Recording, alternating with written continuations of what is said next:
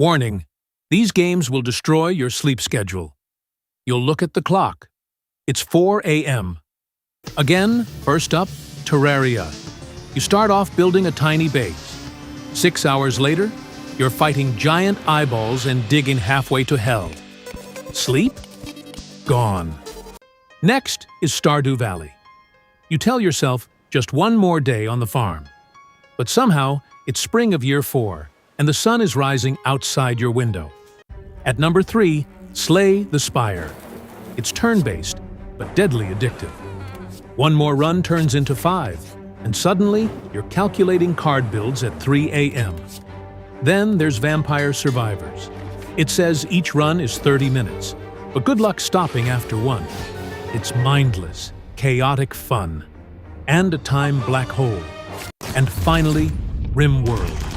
You think you're just building a colony?